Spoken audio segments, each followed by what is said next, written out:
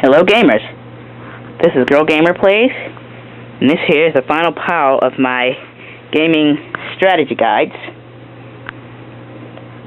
This is my Call of Duty pile. I unfortunately have a low battery on my camera, so hopefully I'll be able to get through them all, but it'll be as brief as possible.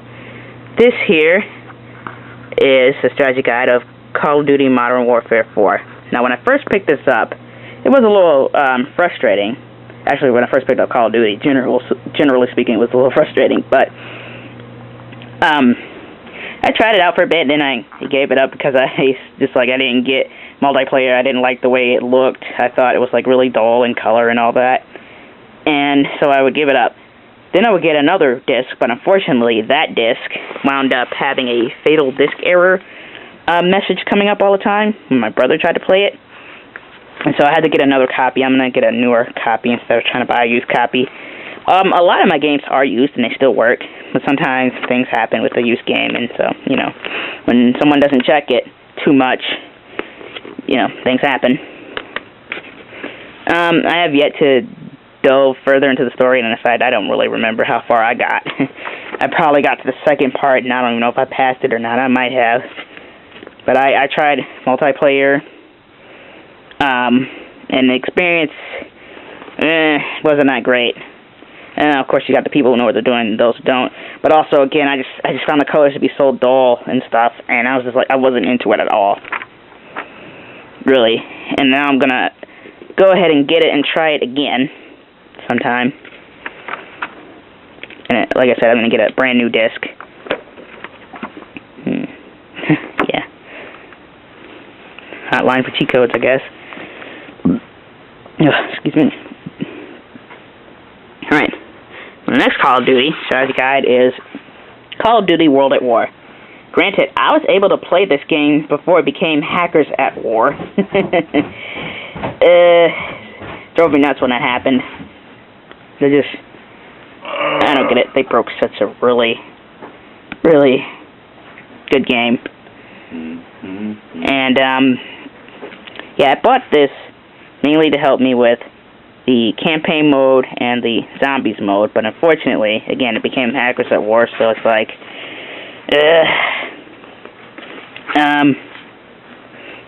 and now, unfortunately, with this particular guide, there is no zombies help, which kind of sucks, but it is what it is.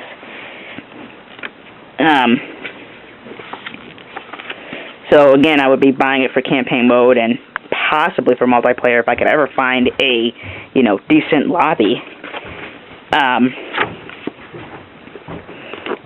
And let's see. I think these are all in-game maps, I believe anyway. And I think they mentioned some DLC, I think, in a poster that should still be in here. And I should still have the poster part of this within here, I think. Yep, I'm looking at it right now. Yeah, the multiplayer maps. So this is a look at them all. So we have Airfield, Asylum, Castle, Cliffside here, Courtyard here, Dome. It's very open. Downfall. Then they have some on the other side of it as well. Hangar. Macon. Outskirt. Roundhouse. What's this? Silo. Silo, maybe. Silo.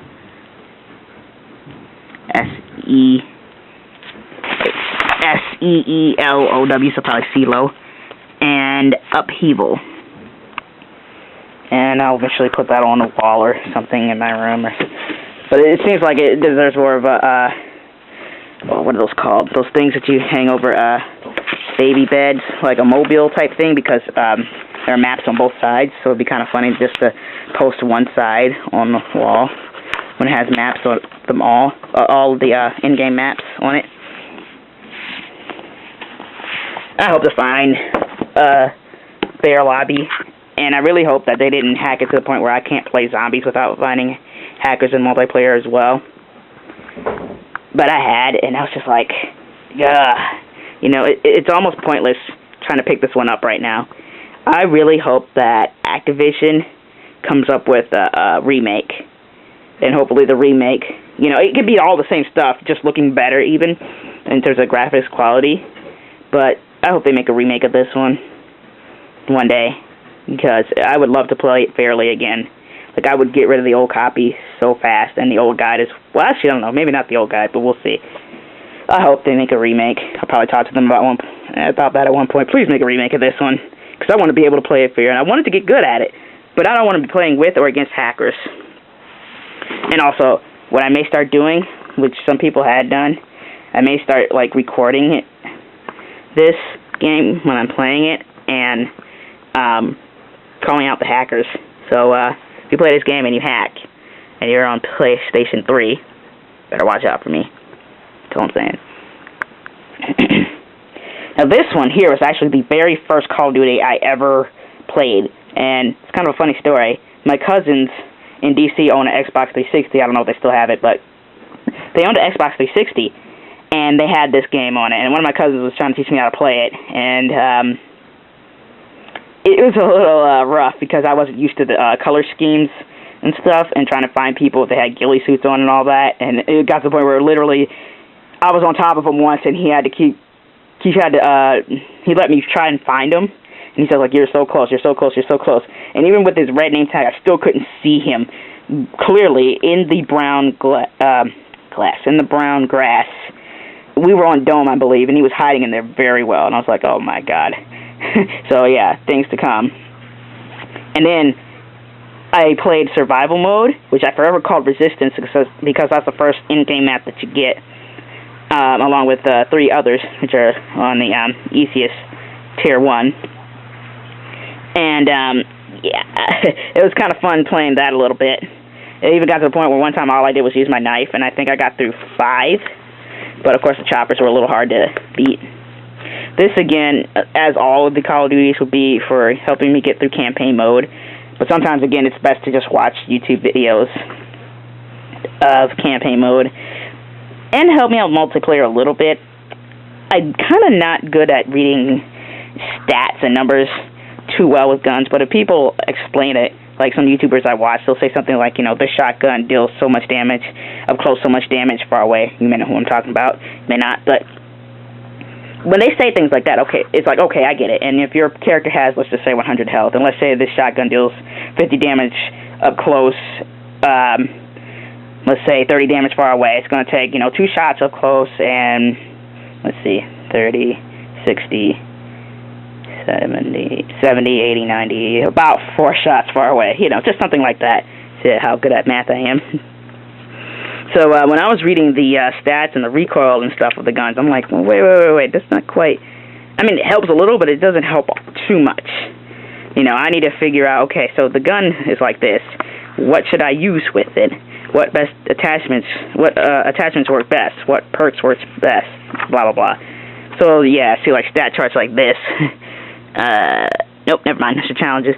But anyway, when it got to the multiplayer guns and stuff, I was like, oh, okay, this is a little confusing, but not too bad. It still will help me out. Hopefully my battery doesn't run out. Here's Black Ops 2.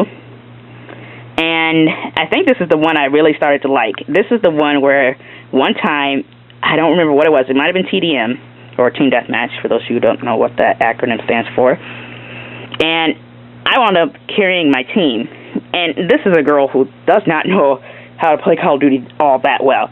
She has her good days, she has her horrible days, and she has her laggy as hell days. Let's just put it that way.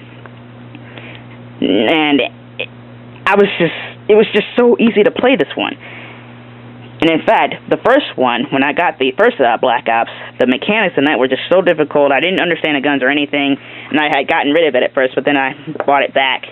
I've been playing zombies ever since, really, more than anything, because multiplayer is so laggy. Like, everybody lags in it. It's terrible. But this one was so easy to play.